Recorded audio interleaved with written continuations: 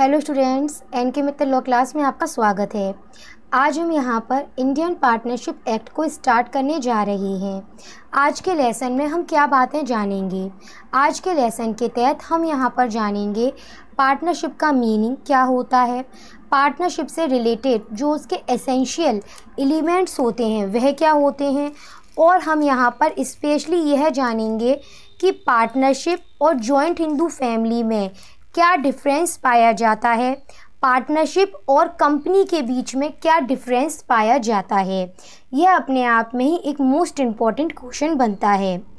कई बार एक यह भी क्वेश्चन के रूप में पूछ लिया जाता है हमसे कि एसोसिएशन ऑफ पर्सन मतलब कुछ लोगों के ग्रुप को आप कैसे पार्टनरशिप के रूप में बता सकते हैं कि उनके बीच में पार्टनरशिप है, किस आधार पर आप इसको डिटरमाइन कर सकते हैं। तो उसके लिए हमें यहाँ पर इस संबंध में पार्टनरशिप के मीनिंग को जानना बेहद आवश्यक है।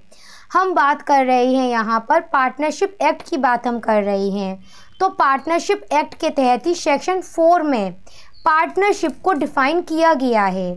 लेकिन आपको यह भी समझना ज़रूरी है कि पार्टनरशिप एक्ट के तहत सेक्शन 4 में केवल पार्टनरशिप को ही डिफाइन नहीं करा गया है, बल्कि यहाँ पर इसके साथ में ही यहाँ पर पार्टनरशिप को, पार्टनर को, फ्रम को और फ्रम नेम को, इन सभी की परिभाषाएं हमें सेक्शन 4 के तहत डिफाइन की गई हैं।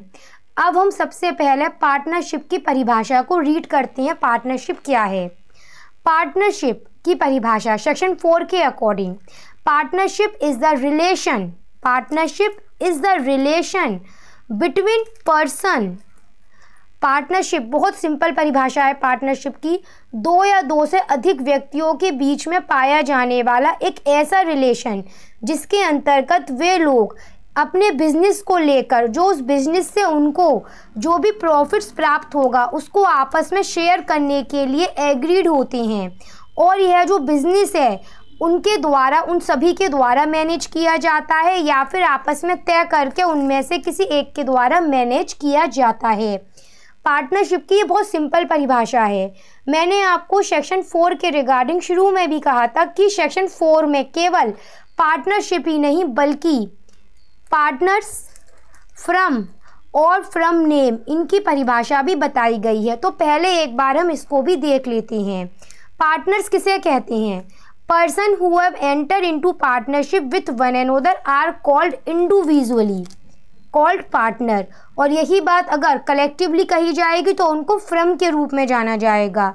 और जिस नाम के तहत वो अपना बिजनेस करते हैं उसको, उस नाम को, उस फ्रम का नेम कहा जाता है।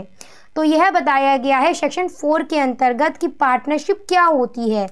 पार्टनरशिप रिलेशन होती है between the person who have agreed. ये देखिए, हु हैव एग्रीड, इसका मतलब अब हम इसे एक्सप्लेन करते चलेंगे बाय एसेंशियल। सबसे पहली बात तो यह है कि पार्टनरशिप के अंतर्गत सबसे ज़रूरी होता है कि जो यहाँ पर पार्टनर्स हैं, जो व्यक्ति पार्टनरशिप में इंक्लूडेड हो रहे हैं, जिन व्यक्ति के बीच में यह रिलेशन है, उनके बीच में एक एग्रीमेंट का होना बेहद ज़रूरी होता है। इसीलिए यहाँ पर कहा जाता है कि पार्टनरशिप जो है वह कॉन्ट्रैक्ट पर बेस होती है, ना कि स्टेटस पर बेस होती है। और यही वाली बात पार्टनरशिप एक्ट के सेक्शन 5 में बताई गई है। हमने आपसे कहा कि पार्टनरशिप कॉन्ट्रैक्ट पर बेस होती है, इसका मतलब इसे और अगर एक्सप्लेन करें तो पार्टनरशिप एक एग्रीमेंट पर बेस मानी जाती है। और एक्सप्लेन करें, यहाँ पर याद रखिएगा कि जो लोग पार्टनरशिप में आते हैं वो अपनी सहमति से आते हैं। उन सभी पार्टनर्स की वहाँ पर एक्सप्रेसली या फिर इम्प्लाइड तौर पर कंसेंट रिसीव की जाती है। इसी के साथ में हमने अभी कहा कि पार्टनरशिप कॉन्ट्रैक्ट पर बेस होती है, तो इसका मतलब कि जो पार्टनर्स होते हैं उनके ऊपर कॉन्ट्रैक्ट के नियम भी एप्लीकेबल होते हैं। इसका मतलब पार्टनर्स का कॉम्पिटेंट ऑफ पार्टीज होना भी बेहद आवश्यक होता है। और आपको याद होगा कि कॉन्ट्रैक्ट एक्ट के सेक्शन 11 में इस संबंध में बताया गया है कि अगर हम बात कर रहे हैं पार्टीज ऑफ कॉन्ट्रैक्ट की, तो बेहद ज़रूरी होता है इस संबंध में कि उनको साउंड माइंड होना चाहिए, मेजर होना चाहिए, नॉट डिस्क्वालिफाइड बाय लॉ होना चाहिए। और इसी नियम के आधार पर पार्टनरशिप में कभी भी माइनर को एज अ पार्टनर इंक्लूडेड नहीं किया जाता है, वो वहाँ पर केवल पार्टनरशिप एक्ट के सेक्शन 30 के तहत, पार्टनरशिप एक्ट के सेक्शन 30 के तहत माइनर केवल एज अ बेनिफिशियरी ही इंक्लूडेड हो सकता है, वो भी तब जब सभी पार्टनर्स इस संबंध में अपनी तरफ से अपनी सहमति एक्सप्रेस करते हैं, तभी ऐसा हो सकता है।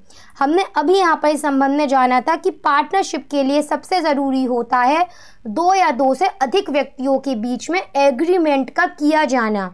एग्रीमेंट का किया जाना मतलब यह है कि उनके ऊपर एग्रीमेंट का किया जाना मतलब यह है कि पार्टनरशिप एग्रीमेंट पर बेस होती है, स्टेटस पर बेस नहीं होती है यहाँ पर यह नियम।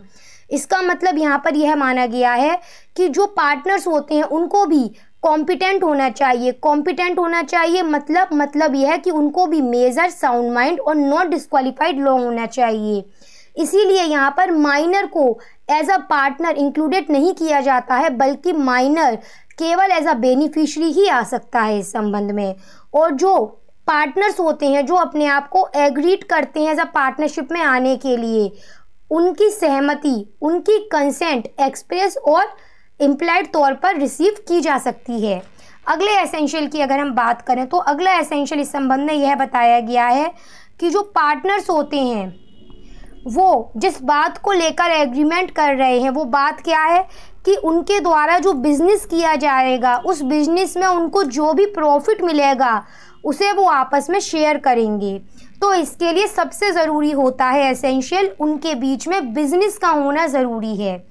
अब एक बात और समझ लीजिए कि पार्टनरशिप एक्ट के सेक्शन 2 सबसेक्शन बी में बिजनेस को परिभाषित कर दिया गया है। बिजनेस का मतलब हर तरह का ट्रेड, ऑक्यूपेशन और प्रोफेशन माना जाता है। यहाँ पर आप इसमें याद रखिएगा कि बिजनेस का मतलब यहाँ पर किस बात से है कि आप पार्टनरशिप के नाम पर जो बिजनेस की बात कर रहे हैं, जिस लीगल प्रोफेशन की आप बात कर रहे हैं, वो बिजनेस एग्जिट भी किया जाना चाहिए। केवल बातें करने से ही कुछ नहीं होगा, बल्कि वो बिजनेस होना भी चाहिए, एग्जिट भी करना चाहिए। और सबसे अहम बात, उस बिजनेस को करने का मोटिवेशन आपका क्या होना चाहिए पार्टनर्स का, उस बिजनेस को करने का मेन मोटिव उन लोगों का प्रॉफिट्स को रिसीव करना होना चाहिए।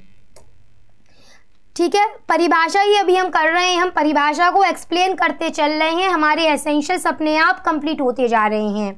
Partnership is the relation between 2 और more person who have agreed to share the profits of business. हमने बिजनेस का मीनिंग क्लियर कर लिया कि जो बिजनेस होता है उसका मतलब इस अधिनियम के, इस पार्टनरशिप एक्ट के सेक्शन 2 के सबसेक्शन बी में बताया गया है। और सबसे अहम बात, बिजनेस हमेशा एग्जिट करना चाहिए, प्रेजेंट में होना चाहिए, और बिजनेस को करने का मेन मोटिव प्रॉफिट्स को रिसीव करना होना चाहिए।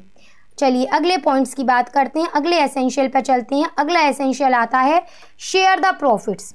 भाई बिजनेस कर रहे हैं तो बिजनेस करने का मेन मकसद होता है प्रॉफिट्स को रिसीव करना, और जो पार्टनर्स होते हैं वो इसी बात के लिए एग्री करते हैं कि उनके द्वारा जो बिजनेस किया जा रहा है उस बिजनेस में उनको जो भी प्रॉफिट्स रिसीव होगा वो आपस में उसे इक्वली डिवाइडेड करेंगे उसे यहाँ पर इस संबंध में। अच्छा एक बात बताइए, अगर केवल एक ही पार्टनर सारा प्रॉफिट्स रिसीव कर रहा है तो क्या उनके बीच में पार्टनरशिप एग्जिट करेगी? ऑफकोर्सली नॉट करेगी, ऑफकोर्सली नॉट, उनके बीच में पार्टनरशिप नहीं होगी, क्योंकि पार्टनरशिप का सिंपल सा एक नियम है कि प्रॉफिट सभी पार्टनर्स आपस में शेयर करेंगे। और एक बात जनरल स्पीकिंग इसमें समझ के चलिए आप यहाँ पर कि यहाँ पर केवल प्रॉफिट्स को शेयर करने की बात नहीं आती है, बल्कि इसमें जो लॉसेस अगर उनको होते हैं तो उस लॉस को भी आपस में डिवाइड करने की बात आती है। जब तक कि वो आपस में यहाँ पर अपने अपने शेयर डिवाइड ना कर लें तब तक वहाँ पर इक्वली आपस में वो लोग शेयर करे जाएंगे, इक्वली प्रॉफिट्स और लॉस आपस में शेयर किया जाएगा। एक टाइम हुआ करता था जब उस टाइम पर पार्टनरशिप में केवल ये 3 एसेंशियल्स ही पर्याप्त माने जाते थे, लेकिन इस संबंध में केस हुआ था, कॉक्स वर्सेस हिकमैन का केस हुआ था, जिसके अंतर्गत यहाँ पर अब से एक और नया एसेंशियल इसमें इंक्लूडेड किया गया है, और जिसके आ जाने से ही तभी जब तक कि वो जो 4th एसेंशियल जिसके बारे में हम बात करने जा रहे हैं, जब तक वो 4th एसेंशियल कंप्लीट नहीं हो जाता है, ट्रू पार्टनरशिप कंप्लीट नहीं हो जाती है। और वो 4th एसेंशियल, मेन एसेंशियल जिसको हम कहते हैं पार्टनरशिप का मेन एसेंशियल पाया जाता है mutual agency. Main essential of partnership है। इसका मीनिंग क्या है? इसका मीनिंग यह होता है, जनरल स्पीकिंग याद रखिएगा, अगर किसी पार्टनरशिप में म्यूचुअल एजेंसी ही नहीं है, अगर उन लोगों में, उनके एग्रीमेंट में, तो पार्टनरशिप भी नहीं माना जाता है। म्यूचुअल एजेंसी का सिंपल मीनिंग यह होता है कि हर एक पार्टनर दूसरे पार्टनर के लिए बतौर एजेंट काम करता है, हर एक पार्टनर दूसरे पार्टनर के लिए बतौर प्रिंसिपल काम करता है।